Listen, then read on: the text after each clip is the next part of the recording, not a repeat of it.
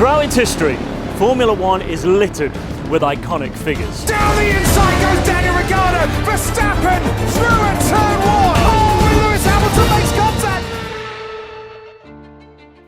In the 1950s, Juan Manuel Fangio burst onto the scene, winning an incredible 5 world championships during the sport's first decade. A record that went on to stand for nearly 50 years until it was surpassed by Michael Schumacher in 2003. In the 60s and early 70s, Jackie Stewart won an impressive 3 world championships. But it was his work off the track, campaigning for improved driver safety, that made him a true pioneer of Formula One, changing the sporting landscape forever and undoubtedly saving countless lives along the way. In the 80s and 90s, it was Piquet, Prost, Senna and Schumacher who dominated, with a healthy dose of Mansell-mania thrown in for good measure. And then, of course, the arrival of a young Lewis Hamilton in the late 2000s, going on to become the sport's most decorated driver.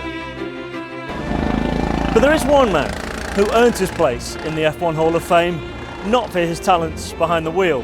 In fact, he never took, nor indeed passed his driving test. He didn't build a winning race car, nor did he steer his team, excuse the pun, to the Constructors' World Championship.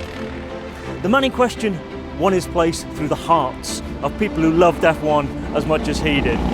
His iconic voice reverberated around the sport, serving as the soundtrack, and he was universally loved by both fans and drivers alike. Murray Walker was born in Birmingham on the 10th of October 1923.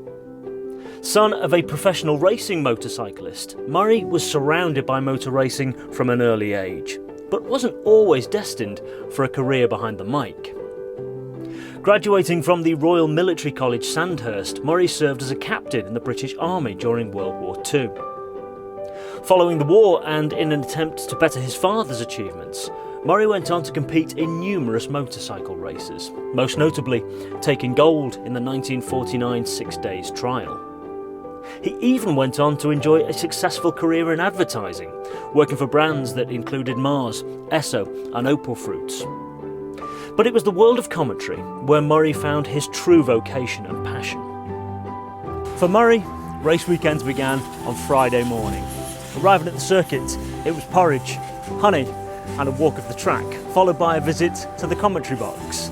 Then it was an afternoon spent pounding pavements in the paddock. Murray would talk to everyone, drivers, owners, mechanics, wives, children, loved ones, you name it, Murray would talk to them, soaking up as much information as possible. This was Murray's great skill. He was a people person. Colourful, thoughtful notes adorned the commentary box to be called upon at any moment. He was known for his Murrayisms, once saying, "I don't make mistakes, I make prophecies that immediately turn out to be wrong." But truth be told, that doesn't do him justice. He was thorough, meticulous, and delivered every line with style, flair, and passion. When Damon Hill crossed the line to win the Drivers' World Championship, it was Murray who said, "I've got to stop because I've got a lump in my throat." The drivers meant something to him, and he meant something to them.